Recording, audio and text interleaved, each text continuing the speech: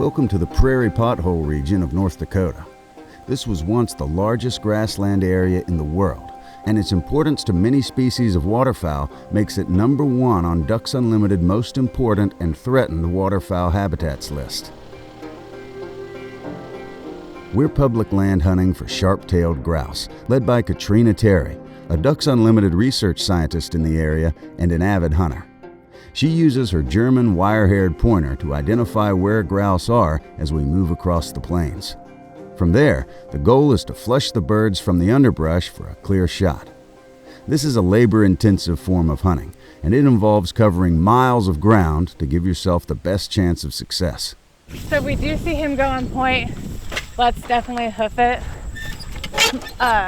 to where he is, just because they're not going to be holding as well as they did, a few weeks ago.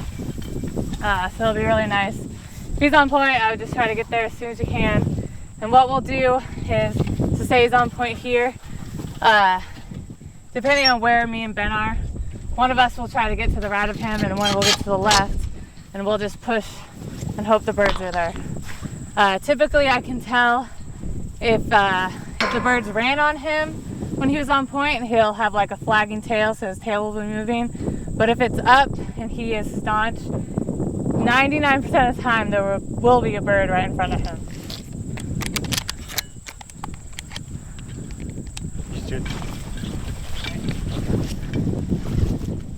Definitely smelling something. Was it the hawk? It could have been the hawk, yeah. I like to walk on top of hills because they like to hang out on top of hills a lot. If we pass some, there's like dark bunches of snowberries. I think there's some right there. That's usually what they're feeding on. Also silverberries, which are going to be a little bit taller. We should see both of those while we're out here. So a lot of times if I haven't seen anything and I see a big bunch of snowberries, I'm like, there's probably a bird in there. And oftentimes there are.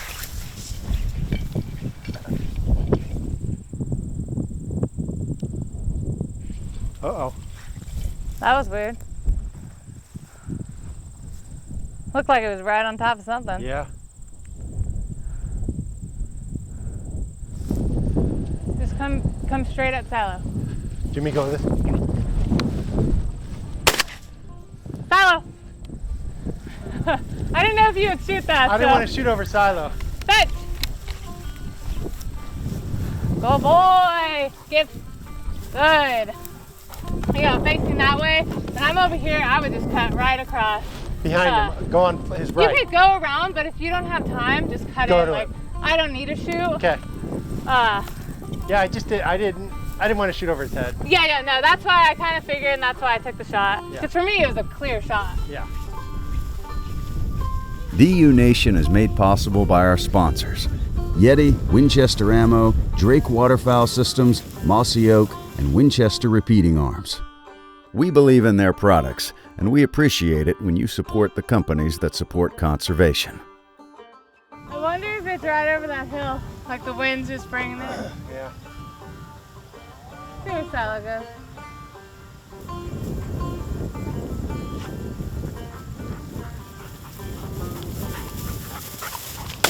Yeah, that was a little bit of a...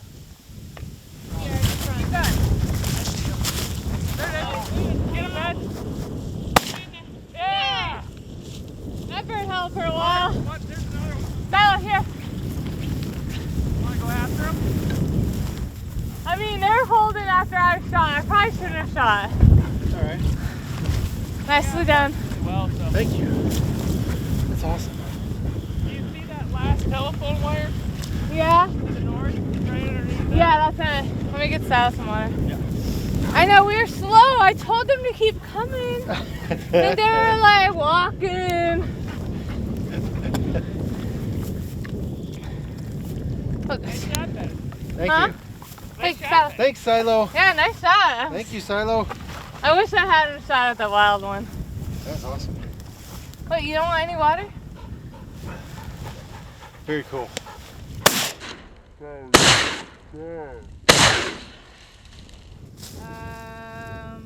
Yeah, dude. He might have just stopped the shot, but Silo! Yeah. What a good dog. Silo, I can't believe you missed that one. You almost step on that one? Scared me a little bit. Oh, Teal. Okay, you want to wait? Here's your bird. Teal. Dead bird. Bet. Just keep going. He'll wind it in a second. Oh boy! Go, boy, Siler. Juvie. Give. Good boy! You lost it. That looks like a big bird. Did that other one just keep going? Yeah, I kind of lost sight of him. Yeah, Probably. I did too. I think Ben scared him pretty good. I had a feeling there could be another bird out here. There was another Silo wants to go check these things out. Just give him a second to work. A little rangy, but the 2-shot got to him. Yeah, so I put my dog Silo on the ground, and Silo's been on grouse before. So typically, you know, the wind's coming out of the north, so we don't really want to start on that north side because then the wind's at our back for a lot of that hunt. So I typically will just start where the wind's good. Depending on the terrain, I kind of just make a little loop. And if I see Silo get birdie, I'll stop and watch him, seeing if he produces a point. And then we would walk up to the point and hopefully produce a bird. Grouse, and especially huns, if you miss your bird, or if you don't shoot it because it's too far, or if it flushes wild, a lot of times you can watch them, see if they go down somewhere, and chase them again.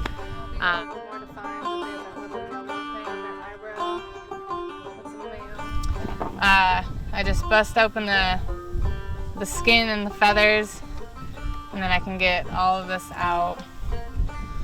Kind of use a little bit of force for the leg to get all that. So this is, I mean, besides gutting it, this is what you want. This is illegally legal to transport bird because it's got this wing on and it's attached. And then all these feathers can just be rinsed away with cold water. And you can clean up these little pieces. While cleaning the birds, Katrina also looks in their crops to identify what they've been feeding on and how it changes depending on the time of year. I have the crop of the female that we harvested, and right away you can see all these big red berries are called rose hips, so they're part of our wild roses that we find out here. If you keep digging, you're also getting into a lot of grasshoppers.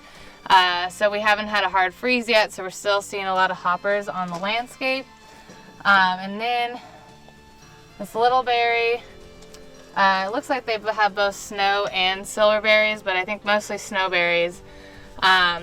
So what I see here, she's mostly eating these rose hips. So when I'm hunting, if I'm not seeing any rose hips and I just harvested a bird like this, I might keep moving until I see it. But she's still in these snowberries, and snowberries are a lot easier to see on the landscape. I was going to point some out if we had any. But if I see snowberries, typically I'm going to go hunt that field. But if I'm walking out in a field and I don't see rose hips or snowberries or silverberries, I'll probably turn around, go back to my car, and find a different pasture to hunt. And their diets definitely change throughout the season. Once we're getting a hard freeze tonight, so a lot of these hoppers are probably going to die. So this is probably the last time a lot of these birds are going to eat hoppers out here. I think that's basically it. There's a little different bug in here, and some dandelion leaves too. But definitely mostly rose hips for her. Throw that away.